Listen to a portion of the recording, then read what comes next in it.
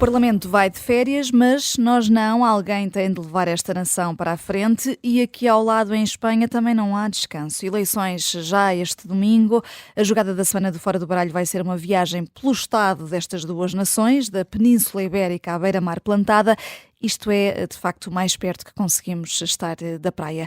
Os 4 ases já estão a postos: Susana Peralta, Luísa Guiar Conraria, Jorge Fernandes, João Marcos de Almeida. Começamos aqui a esticar as nossas toalhas, que é como quem diz, os naipes na nossa mesa de jogo, como ditam as regras nesta primeira parte. E começamos por ti, Susana. Umas espadas para aquilo que consideras ser um ataque concertado ao Ministério Público, isto a propósito das buscas a Rui Rio. Tem havido vários desenvolvimentos esta semana. Sim, parece-me que estamos a assistir a um ataque que é bastante grave ao Ministério Público e por isso é um ataque também à independência da Justiça. Há um coro generalizado que vai desde do Presidente da Assembleia da República, do próprio Presidente do Conselho Económico e Social e de várias figuras destacadas de vários partidos políticos por causa das buscas a Rui Rio, e que começaram, aliás, com o próprio Rui Rio, no dia a seguir ou 2 dias depois de ter sido alvo destas buscas judiciais, em defesa própria, portanto, com um manifesto de conflito de interesses, na SIC, a atacar a Justiça por estar a fazer buscas a ele e ao seu partido, e sabendo nós agora que, por exemplo, o Rui Rio desobedeceu à Justiça, não sei qual é o grau, também não sou especialista em intervenções da Polícia Judiciária, mas quer dizer, Rui Rio deixou os agentes da Polícia Judiciária 3 horas à porta de casa dele à espera e, portanto, no mínimo, isso digamos, aconselhava algum decoro depois nas críticas posteriores à intervenção da Justiça, que pelo menos não foi assim tão brutal, se os agentes tiveram a paciência necessária no respeito, enfim, dos direitos, liberdades e garantias de Rio, ficaria à espera que 3 horas que ele resignasse abrisse a porta quando estavam devidamente mandatados por um juiz para fazerem buscas na casa de Rui Rio. É assim, nós não sabemos verdadeiramente a gravidade das acusações a Rui Rio e ao PSD, portanto nós também não temos a certeza que isto seja apenas pagamento a recursos humanos, o que para mim já seria suficientemente grave, atenção, mas seja como for, uma das primeiras coisas que me preocupa nisto é este coro generalizado de ataque à atuação do Ministério Público, à atuação independente dos partidos políticos do Ministério Público, num âmbito em que nós nem sequer sabemos exatamente o que é que os agentes da Polícia Judiciária andavam à procura, verdadeiramente. Isso parece-me um problema. E depois, enfim, há aqui várias questões também. Parece que toda a gente aceita como normal esta utilização do dinheiro do grupo parlamentar para financiar o partido político. Ora bem, parece-me o seguinte: eu percebo que seja difícil distinguir o trabalho, às vezes, de apoio ao grupo parlamentar, do trabalho propriamente político do partido. Quer dizer, eu percebo que seja difícil. Agora, a lei é clara, a lei prevê 3 pacotes de financiamento público para os partidos políticos, um diretamente ligado às campanhas, um outro para o funcionamento do partido, digamos, lato sensu, e depois um outro para apoio às atividades do grupo parlamentar. Se, de facto, os partidos consideram que estes 2 últimos montantes são o mesmo bolo, então que o legislem como bolo, porque senão nós, enquanto eleitores e enquanto contribuintes que pagamos isto, temos o legítimo direito de achar que nos estou a tentar enganar.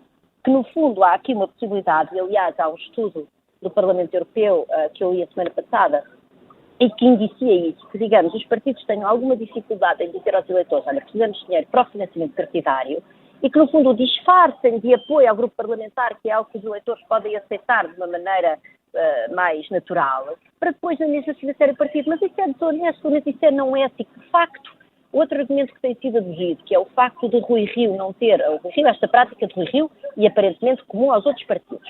Que também vão ser investigados, diz o Expresso. Vão também ser investigados, mas repara, que o facto de isto não gastar mais dinheiro no bolo total não seja um problema. É nem mesmo um problema, estão-nos a enganar, então escrevam a lei de forma a que isto seja um bolo total. Depois, por outro lado, só para terminar, é evidente que o Ministério Público funciona com recursos públicos e que é importante haver uma racionalidade entre os meios utilizados pelo Ministério Público em certas investigações, os resultados que espera obter e a gravidade, etc. Isso é tudo. Portanto, a utilização dos recursos públicos pelo Ministério Público deve estar sujeita a critérios de eficácia e racionalidade comuns a todas as outras políticas públicas. Agora, isso não se avalia com um caso em particular. Isso avalia-se com uma análise abrangente a toda a atuação do Ministério Público e da Justiça, e realmente não vou agora aqui negar que Portugal tem problemas de justiça. Agora, parece muito preocupante, mesmo muito preocupante, que haja um ataque concertado do poder político à atuação do Ministério Público, não respeitando o princípio da independência da Justiça, que é o princípio fundamental, e sobretudo quando a Justiça está precisamente a investigar a atuação dos partidos. E depois, eu finalmente, só para terminar, o que é que gostávamos? Eu gostava de saber qual seria o grau de indignação se perante uma denúncia anónima de má utilização de dinheiro público por parte de um partido, o Ministério Público não fizesse nada. Aí estava tudo bem. Eu acho que realmente nós temos de refletir muito bem neste excessivo poder dos partidos na nossa democracia, porque a nossa democracia não pode ser capturada pelos partidos. Os partidos são agentes importantes da democracia, mas os donos da obra continuamos a ser nós, os cidadãos. Temos aqui um semi-trunfo do João Marcos de Almeida. Houve aqui alguma desproporcionalidade na atuação do Ministério Público, João? Parece-te que sim? Sim, olá, Vanessa. É mesmo um semi-trunfo, porque eu concordo com praticamente tudo o que disse a Susana. E houve claramente aqui uma espécie de um bloco central que rapidamente apareceu para criticar e enfraquecer a justiça. Paradoxalmente, Rui Rio conseguiu o seu sonho depois de deixar de ser líder do PSD, que foi criar um bloco central momentâneo, mas criou um bloco central. O meu único reparo, e não é o que a Susana disse diretamente, mas é a atuação da justiça, e também houve algumas críticas nesse sentido com as quais eu concordo, é que a justiça, sabendo este clima que existe em Portugal, também se põe a jeito, sobretudo, ao avisar a imprensa e os canais de televisão para o que ia fazer buscas da casa do Rui Rio. E eu acho que a justiça perde muito em construir e criar este circo mediático durante as suas investigações. Se é verdade, e eu concordo em absoluto, que o poder político tem que respeitar a independência da justiça, a justiça também tem que fazer o seu trabalho sem estar aliado ou sem fazer este tipo de concessões à imprensa, sem avisar a imprensa e fazer as buscas com discrição e sem este aparato todo. A Susana concorda contigo, está só aqui a dizer. E portanto, fica aqui este semi-trunfo do João, mas aqui concordando ao mesmo tempo também com a Susana Peralta. Passamos para a próxima carta, e que é de Copas. Vamos de espadas diretamente a Copas, Luísa Aguiar Conraria, para uma investigadora do Centro de Estudos Sociais de Coimbra, que é investigadora lá no SES há 37 anos. É verdade, desde 1986. As minhas copas vão para Graça Carapinha, que escreveu hoje um artigo no Público, em que faz uma defesa explícita, diria quase que apaixonada, de Boaventura Sousa Santos, em relação às acusações de que ele tem sido alvo, não é? Portanto, e começa por atacar o capítulo que foi publicado naquele livro, dizendo que o capítulo de científico tem muito pouco. Diga-se que, e portanto, e critica aquele artigo desse ponto de vista científico, dizer que aquilo não tem objetividade, não tem distância suficiente para ser um artigo, para se poder classificar como científico. Eu, diga-se de passagem, concordo completamente com essa crítica. A diferença é que eu acho que exatamente a mesma crítica se aplica a 90% da investigação que é feita no SES de Coimbra. Aliás, quando se abre a página do SES, o SES é apresentado, o primeiro parágrafo apresentado diz que o SES se dedica à produção de conhecimento crítico para transformar a sociedade. Não diz propriamente que o seu objetivo é a verdade, que seria verdadeiramente um objetivo, que devia ser o objetivo da ciência. Mas pronto, Graça Carapinha, muito imparcialmente, acha que, ao contrário daquele capítulo, a investigação científica que se faz no SES, de que ela é investigadora sénior, é de excelência. Mas pronto. O que já me choca bastante, ainda mais, digamos assim, é que ela defende a censura, isto é objetivamente uma censura, que a editora fez ao suspender a venda do livro onde foi publicado o tal artigo. E isto é um ato de censura, porque gostemos ou não do artigo, consideremos-lo ou não pessoalmente científico, a verdade é que ele passou por uma revisão entre os pares e foi publicado. E são os critérios que existem. Claro que se fosse baseado em dados falsos, em dados laboratoriais inventados, há todos os motivos para o retirar, mas não é verdade. Não é o caso. Aquele artigo não tem dados empíricos nenhuns que possam sequer ser falsos. portanto, não há nenhum motivo para retirar aquele artigo. Isto é censura pura e dura e é esquisito uma investigadora científica defender uma censura dessas. Depois, naquele artigo, chama choraminguice à queixa das mulheres às queixas das mulheres sobre o ambiente de assédio que se vivia no SES. Choraminguice. Quer dizer, uma mulher que se diz feminista, e ela reafirma-se como feminista neste artigo, chama choraminguice às queixas das mulheres. É uma coisa extraordinária. E ela é que é vítima. Ela vitimiza-se. Nós nunca tínhamos ouvido falar nesta professora Graça Capinha, eu pelo menos nunca tinha ouvido falar, e ela considera-se uma vítima porque, enquanto investigadora sénior do SES, está sob ataque porque é acusada de não ter dado apoio às vítimas, que ela nem sequer reconhece como vítima. Portanto, o artigo é verdadeiramente lamentável, quer dizer, estou um bocado chocado, ataca as queixosas de uma forma que nem Boaventura Sousa Santos fez. Mas pronto, eu não quero ser destrutivo, quero também ser construtivo e, portanto, queria aqui, para ajudar o SES, que está com dificuldades em recrutar pessoas para formar esta comissão independente para avaliar as queixas sobre assédio, queria oferecer aqui os préstimos do nosso Fora de Baralho. Tenho a certeza que nós todos estamos disponíveis para formar essa comissão, para levar a cabo um inquérito, até porque eu estou mesmo curioso em saber como é que se desenrolam as teias do poder patriarcal de um centro que se diz antipatriarcal. E já agora, somos mesmo independentes, não é? Porque é verdade que eu considero que o SES não faz nada de científico, ou faz muito pouco de científico, mas acho exatamente o mesmo das queixosas, pelo que sou equidistante e acredito que aqui os meus colegas também. Fica essa ideia, esse convite lançados, sendo que a Comissão Independente está a demorar de facto a criar, já passaram mais de 3 ou 4 meses, mas eu não percebi aqui uma coisa, Luís, se não gostaste do artigo no Público, de Graça Capinha, porquê estas copas? Ela é investigadora desde 1986, estiveste a ler o trabalho científico desta investigadora para lhe ofereceres aqui umas copas apesar das críticas? Pois, esqueci-me, obrigado, ia-me esquecendo de explicar o motivo. Porque eu fui à Scopus. Scopus é um indexante, um dos principais indexantes internacionais de artigos científicos, para ver a produção científica de Graça Capinha, portanto, que é investigadora há 37 anos. E o que é fantástico é que apenas encontrei um trabalho dela. Terá outros, certamente, mas não estão indexados neste indexante internacional. Mas o que é extraordinário é que o único trabalho dela que eu encontrei é este. Eu vou ler o título. A gente não se ouve, a gente fala. A poesia de Boaventura Sousa Santos. Portanto, o único trabalho que a investigadora Graça Capinha tem indexado nesta publicação académica é um ensaio sobre a poesia, imagino que fantástica, de Boaventura Sousa Santos. Eu acho que isto merece um coraçãozinho, não acham? Eu concordo Eu posso dizer só uma coisa muito rápida, Vanessa. Eu gostava de saber se algum académico poderá fazer uma carreira e progredir nessa carreira no SES se for crítico da obra de Boaventura Sousa Santos.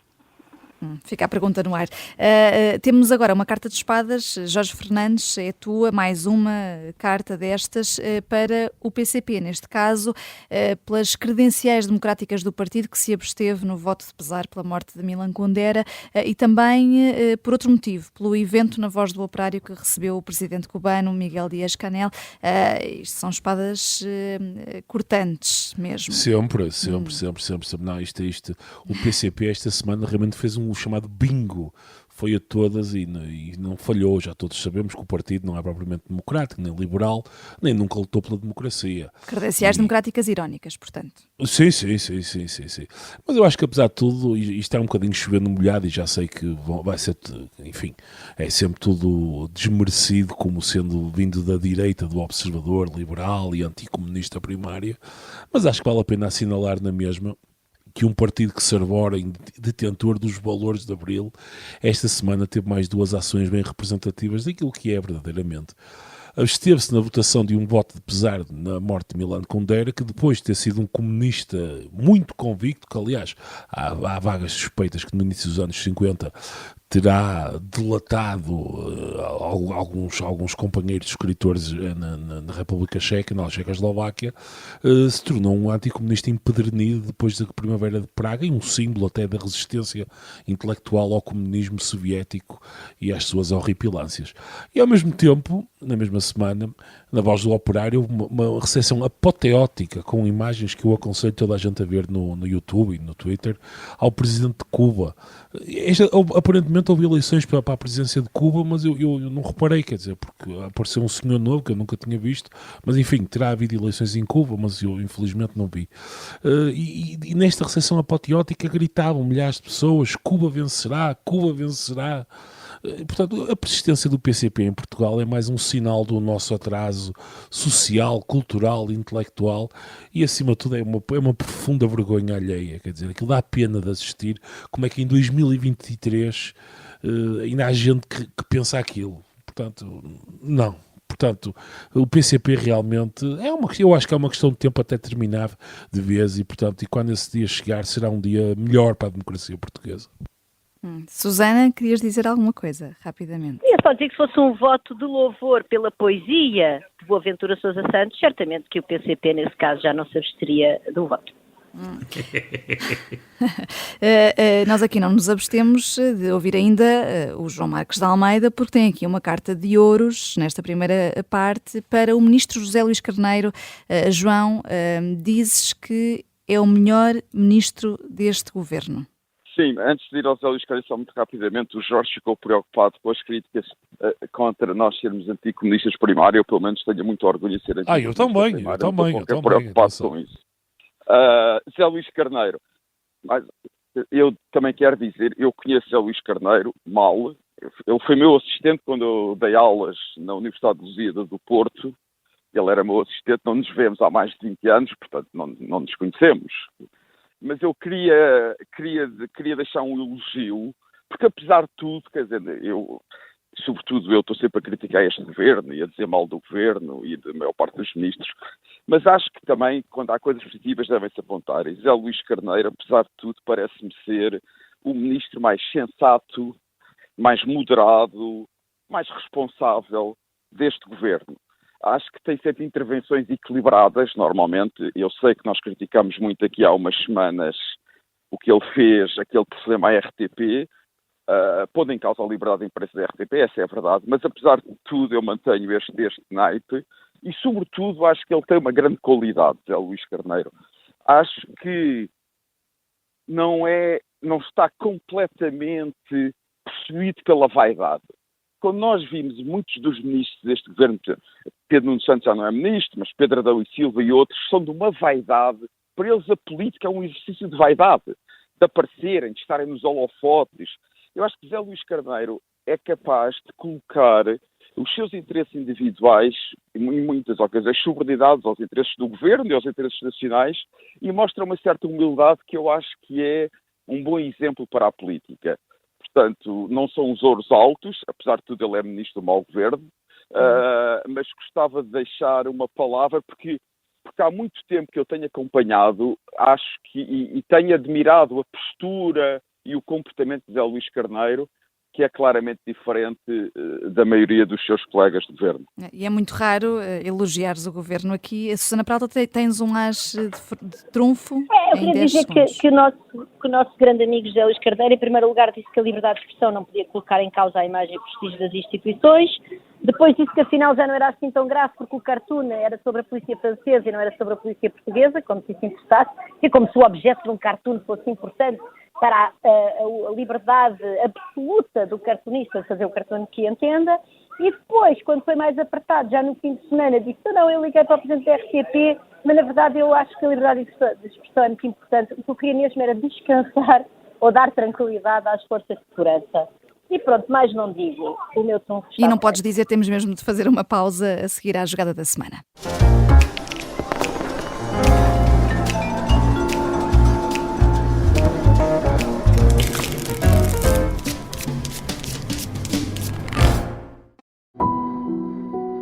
Esta é uma história de intrigas, segredos e traições. É uma história de agentes secretos e de um agente secreto em particular. Vladimir Vladimirovich Putin. Esta é a história escondida de como Vladimir Putin montou uma teia de poder e guerra que começou no KGB e acabou na Ucrânia.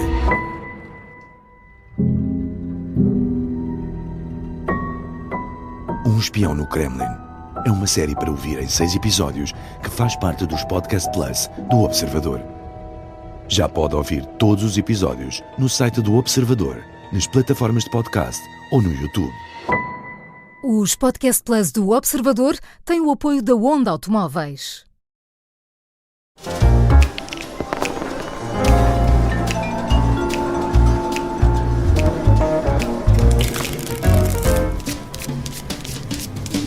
Em Portugal discute-se o Estado da Nação. Em Espanha, a liderança política da nação pode mudar já este domingo, a julgar pelas sondagens que dão ao Partido Popular à frente, mas a verdade é que tudo pode acontecer. Temos, portanto, uma dupla jogada da semana, a olhar aqui para os ventos políticos destes dois países, no cantinho da Europa. Começamos com os nossos vizinhos, que por lá o ambiente fervilha mais neste momento, política e literalmente também. Prognósticos só no fim do jogo, mas tu, Jorge Fernandes, como politólogo e habituado a estas jogadas, as sondagens deverão estar certas. O que é que achas que vai acontecer no domingo? Acho que nos últimos dias a incerteza cresceu. Portanto, as sondagens que nós temos foram publicadas na segunda-feira passada, o que significa que muito provavelmente o trabalho de campo terá terminado no máximo no sábado. Entretanto, eu acho que esta segunda semana de campanha correu muitíssimo melhor a Sánchez e ao PSOE do que ao PP. Portanto, o início da campanha, há 2 semanas, tinha ficado marcado indiscutivelmente pelo QO autêntico de Feijóo a Sánchez no debate a 2. No entanto, esta semana o PP perdeu o momentum. Quer dizer, há uma sensação de que Feijóo não quer fazer campanha, isto é, partiu de uma posição vencedora e confortável e, acima de tudo, estava desejoso que a campanha acabasse o mais rapidamente possível e que passássemos aos votos.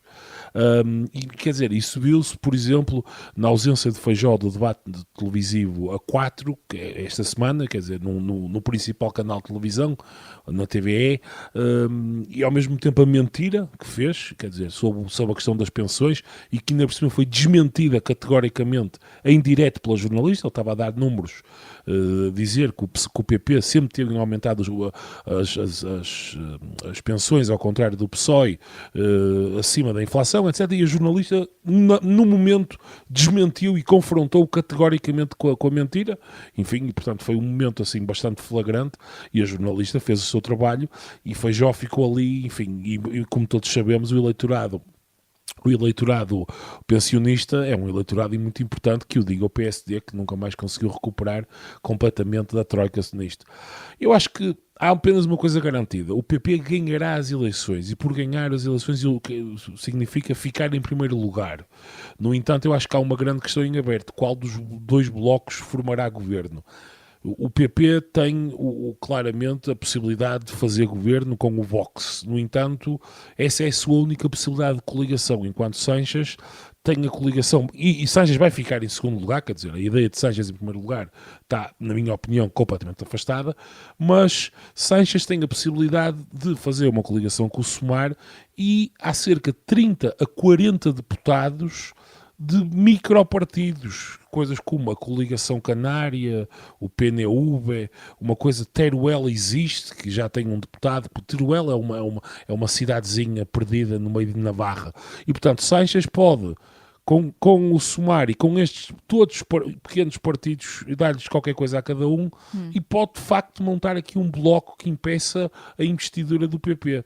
E portanto, ainda por cima, e este é o meu segundo ponto, depois termino, o bloco da direita, portanto, Sumar PP e Vox, parecem estar a anular-se mutuamente. Isto é, o Vox fez uma campanha péssima. Quer dizer, acho que isto é uma coisa que mesmo as pessoas de direita acho que reconhecem isto. O Abascal foi muito mau mesmo, e vai perder muitos deputados. Portanto, o Vox neste momento tem 52 deputados. As melhores sondagens davam 35, 39, mas o mais provável é que anda ali 35, 37, portanto vai perder bastantes deputados.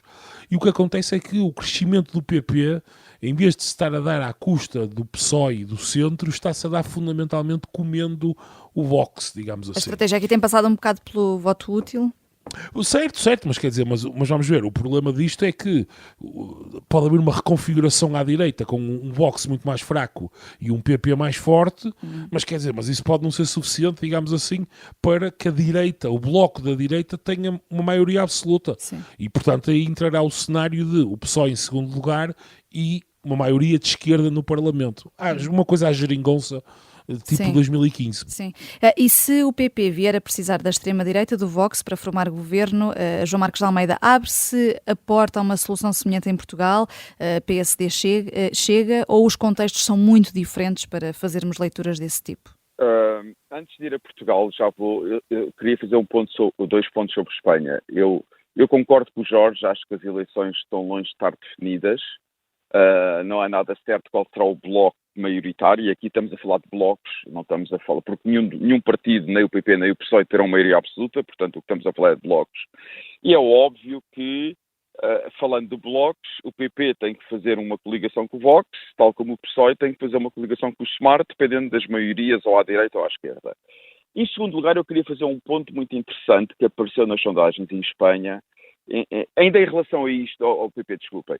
Eu acho que Feijóo perdeu muito ontem no debate, não ter ido ao debate e ter ido só 3 dos líderes. Eu acho que a democracia é sempre mau quando alguém foge a um debate. A democracia é debate por excelência, é discutir. E Feijóo acho que teve muito mal e pode ser penalizado também nas eleições por isso. Não sei, não faço a mínima ideia como é que o eleitorado espanhol vê estas faltas de comparências a debates. Mas queria realçar outro ponto em relação ao Vox. Muita gente fala do saudosismo de Franco e estou seguro que alguns eleitores do Vox terão saudades de Franco. Mas eu gostava de sublinhar que, segundo as sondagens, a maioria do eleitorado de Vox são eleitores jovens, são eleitores que vão dos 18 anos aos 40.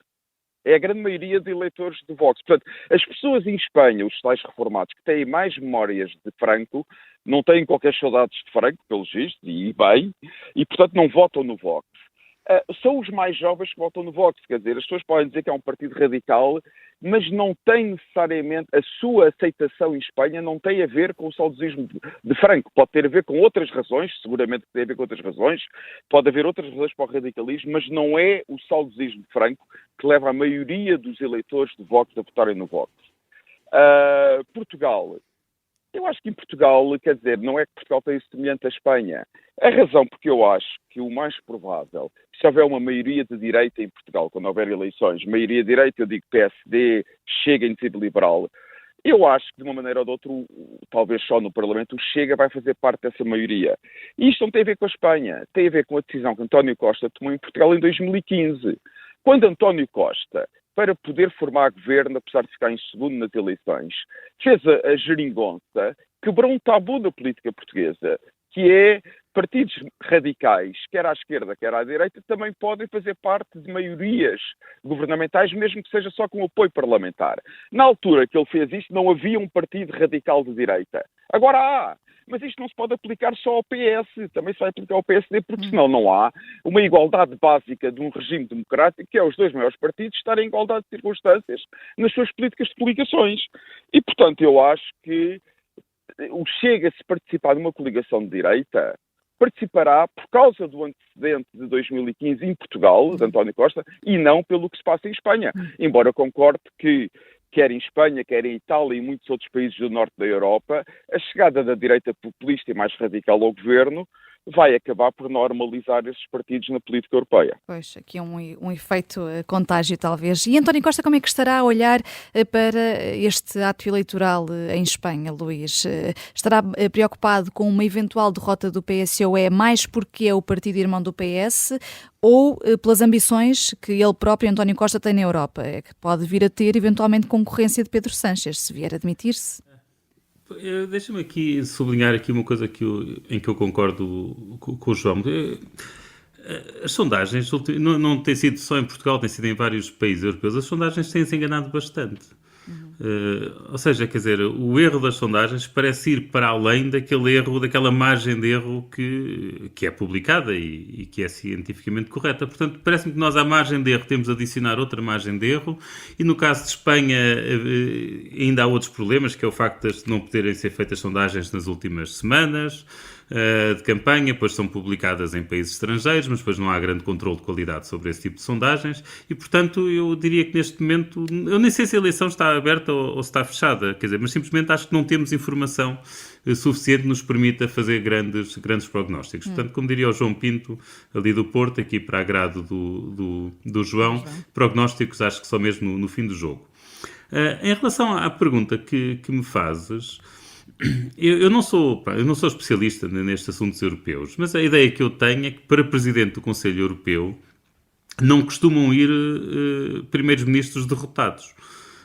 Portanto, quer dizer, uma eventual derrota de Sanches parece-me até que aumenta as possibilidades de António Costa, quer dizer, António Costa que depois estará nas reuniões de que Sanches estará afastado e estará lá e poderá ir fazendo lobbying se estiver interessado. Lembremos que António Costa continua a desmentir categoricamente esta hipótese, portanto, não vamos dar como garantido que ele está a mentir. Mas pronto, se de facto estiver interessado, ele pode ir fazendo lobbying, enquanto que Sanches não terá ninguém a fazer lobbying por ele, porque obviamente também não vai ser o líder do possível governo de direita em Espanha que estará preocupado em arranjar-lhe um emprego na Europa, ou pelo menos que estará muito preocupado. Portanto, Luís, não me parece que... Luís, diz. Costuma dizer-se em Bruxelas, não te corrijo, não, tens toda a razão, concordo contigo. Ok. Costuma dizer-se em Bruxelas, só para reforçar o teu ponto, nos Conselhos Europeus, quem está à volta da mesa come a refeição. Quem não está à volta da mesa faz parte da refeição. Pois foi o que aconteceu, por exemplo, lembro com o António Vitorino, não é? Portanto, era um suposto favorito e depois saiu de lá Durão Barroso como Presidente da Comissão Europeia.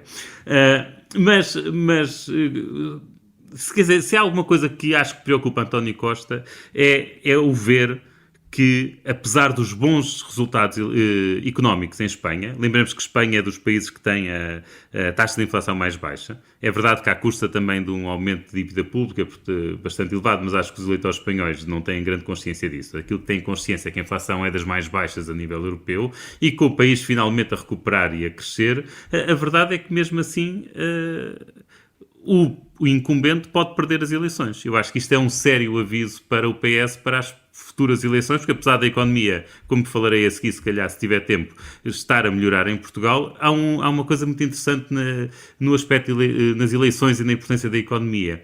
É que a economia é muito mais importante nas eleições quando corre mal. Quando corre mal é muito importante para penalizar quem está no governo. Quando as coisas correm bem, os assuntos costumam ser outros. E, portanto, os eleitores valorizam outros aspectos da governação e, neste caso de Espanha, parece-me terá valorizado bastante as coligações um bocado absurdas, direi mesmo, que Sanches foi fazendo ao longo dos últimos anos. E tivemos esta semana o último debate entre os partidos, sendo que o PP não participou. O líder do Vox estava sozinho a representar a direita, Susana Peralta, saiu mais fragilizado deste debate. Ele mostrou algum desconhecimento, por exemplo, no que toca à realidade dos agricultores em Espanha. Achas que o debate pode ter sido decisivo para os indecisos, para esse voto, para captar esse voto? Eu não faço ideia se é ou não é decisivo para os indecisos, até porque, enfim, eu julgo que o eleitorado do Vox, e estou a falar completamente de cor, no sentido que não tenho conhecimento de estudos específicos acerca da realidade espanhola, mas são em princípio um eleitorado que não está, dificilmente está indeciso entre o Vox e outro partido. É provável que, por exemplo, o Vox recrute muito mais eleitores à abstenção, mas Jorge, corrige-me se eu estiver a dizer algum disparate, porque de facto, estamos a falar de um partido com posições muitíssimo radicais relativamente aos progressos sociais das últimas décadas, que são mais ou menos património comum da nossa União Europeia, e em que de facto me parece improvável que estejam, por exemplo, indecisos com Feijó, que é apesar de tudo um líder, enfim, dentro do género líder do PP, razoavelmente moderado. Eu acho que o debate serviu para mostrar de facto que o partido de Abascal é um partido muito bom, com slogans para, digamos, atrair lá está esse eleitorado que está à procura de uma certa contra-revolução social e menos informada acerca da realidade do terreno. Eu gostava de chamar aqui a atenção que a Yolanda Dias atacou Abascal por o Vox ter votado contra aumentos do salário mínimo, que foi uma asneira. O próprio El País, insuspeito de ser um jornal, digamos, próximo da Abascal, acaba por categorizar como falso, num fact-check esta frase, porque de facto o salário mínimo não é votado no Congresso dos Deputados e, portanto, o Vox não pode ser votado nem a favor nem contra. Ainda assim, em 2021 houve de facto declarações da parte responsáveis do Vox relativamente ao aumento do salário mínimo que são ao arrepio de toda a evidência científica que nós temos hoje em dia relativamente aos aumentos do salário mínimo. Por exemplo, afirmando que os aumentos do salário mínimo vão gerar desemprego, etc., quando nós sabemos hoje em dia que há muita evidência no sentido inverso e, portanto, isso mostra de facto que se trata de um partido bastante mal preparado, ou seja, tem os seus temas locais e depois tem os seus temas, vamos dizer, de guerras culturais, que eles acham que lhes vão trazer votos e provavelmente vão, mas depois na preparação dos temas importantes de uma economia espanhola, já por exemplo a falar das energias renováveis, quer dizer, quando o candidato do Vox fala da energia, fala da energia térmica, sem sequer distinguir se está a falar de centrais de carvão, que são centrais que deviam ser descontinuadas de acordo com vários acordos internacionais que são das mais poluentes que há, ou está a falar de outro tipo de energia térmica. São pessoas que estão mal preparadas para a política europeia do século XXI, mas pronto, enfim, provavelmente se chegarem ao governo vai ficar mais visível ainda. Temos de esperar por domingo e há emissão especial aqui na Rádio Observador a partir das 6 da tarde para acompanhar essas eleições em Espanha, e se por lá a política está ao rubro, em Portugal ficou só um bocadinho mais morna, se bem que esta semana ainda tivemos mais uma demissão no governo do secretário de Estado da Defesa, que é arguido num processo de corrupção, mas digo mais morna por causa do debate do Estado da Nação. Foi assim, secretário de Estado, a admissão do secretário de Estado já não é notícia em Portugal. Pois, tem sido umas atrás das outras. Luís, olhando para este debate do Estado da Nação, e agora esta nossa segunda parte da jogada da semana tem que ser um pouco mais rápida, mas António Costa fez um discurso centrado no crescimento económico, fez bem. Eu sei que tens aí um 6 de ouro na manga para a resistência da economia portuguesa às intempéries. É verdade, e, portanto, os ouros é porque de facto acho que o comportamento da economia portuguesa tem sido surpreendente, quer dizer, e isto é uma questão de honestidade intelectual, porque se forem ouvir as entrevistas que eu dei na altura em que começou a guerra da Ucrânia, o que eu antevia para um ano e meio depois era bastante pior do que o atual cenário. A verdade é que a economia está bem, o desemprego é baixo, o emprego vai aumentando, atraímos imigrantes, o investimento direto estrangeiro em 2022 aumentou bastante, provavelmente em 2023 vai acontecer o mesmo, e as previsões para o crescimento económico são revistas em alta.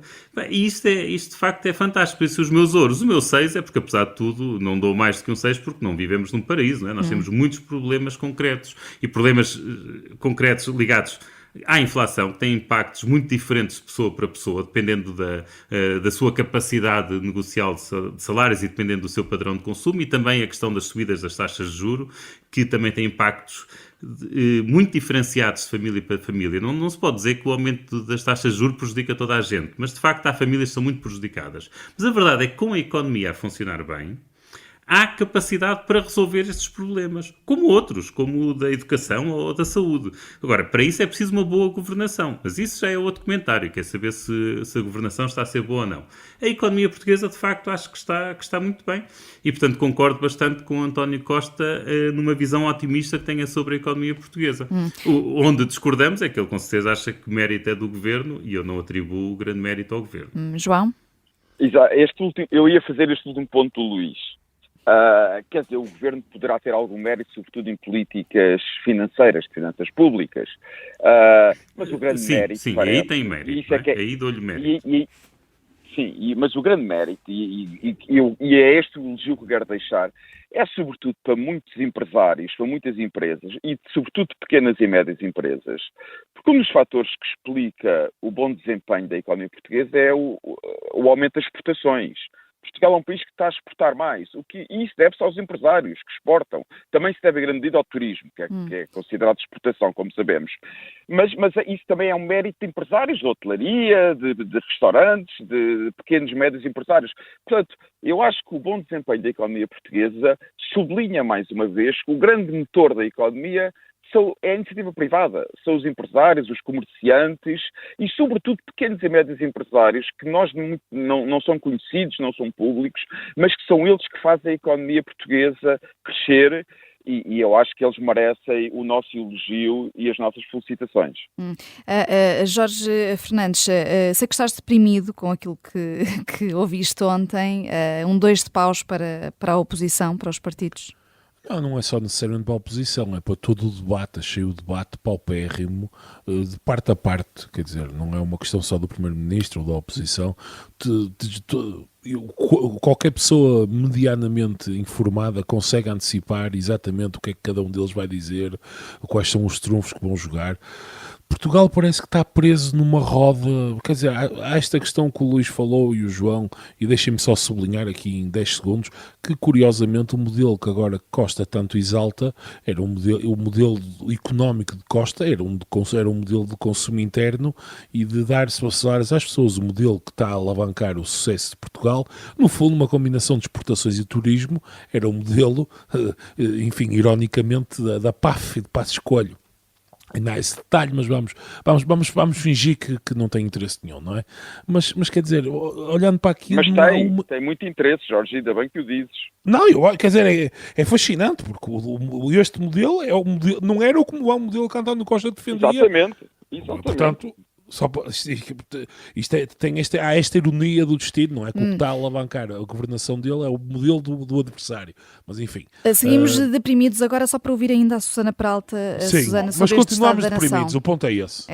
Eu vou partilhar a minha depressão com a ausência relativa do problema enorme da educação no debate, exceção feita pelo menos, sendo que eu estou fora de Portugal, portanto não ouvi todo o debate, mas pelo menos certamente a deputada Carla Castro trouxe esse assunto ao debate, e eu queria dizer o seguinte: no dia 7 de julho, o Ministro da Educação tinha dito que o plano de recuperação das aprendizagens estava a correr bem e tal, mas disse que iria prorrogar, mas não tinha ainda prorrogado, e isso havia aí alguma preocupação do lado das escolas e tal, e isso foi a 7 de julho. E agora, o que soubemos esta semana foi que, de facto, o famoso plano de recuperação das aprendizagens ia ser prorrogado sem o reforço do crédito de professores. O crédito de professores, no fundo, são mais horas letivas dadas às escolas. Portanto, tem um montante adicional de orçamento para contratarem professores, sendo que o que a evidência internacional nos mostra é que as aprendizagens se recuperam com o equivalente às explicações, vamos dizer assim, que se podem, obviamente, implementar nas escolas públicas, em grupos pequenos, etc. E João Costa diz que não há dinheiro de fundos europeus e que, por isso, suspende esta medida. E diz depois que dá prioridade às medidas que revelaram uma maior eficácia, sendo que a medição desta eficácia nos relatórios de progresso tem sido verdadeiramente patética. E outra vez eu vou ser obrigada a destacar a Iniciativa Liberal, que enviou uma carta ao Ministério da Educação, Ministro da Educação, pedindo detalhes acerca desta eficácia, no fundo. Se mediu assim a eficácia, e se tem tanta evidência de coisas melhores do que horas extra de professores para fazer recuperar as aprendizagens, então mostra-nos lá a evidência.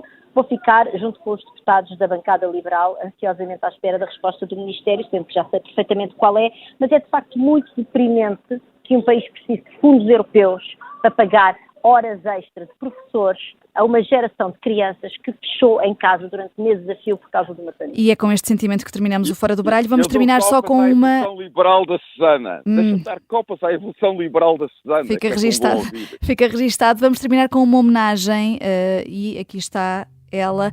A Jane Birkin, a cantora e atriz anglo-francesa que morreu esta semana, foi a Susana Peralta a escolher a música Soixante Navani Erotique. Terminamos agora o Fora do Baralho. Eu sou a Vanessa Cruz. Até para a semana, sexta ao meio-dia. Par le hublot, il regarde la côte.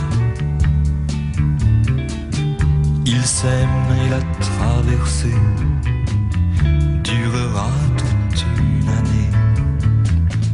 Ils vaincront les maléfices jusqu'en 70. 69 années érotiques. 69 années érotiques. Gainsbourg et son Gainsbourg vont rejoindre Paris. Ils ont laissé derrière eux la Tamise et Chelsea. Ils s'aiment et la traversée durera toute une année et que les dieux les bénissent jusqu'en 70. 69, année érotique. 69, année érotique.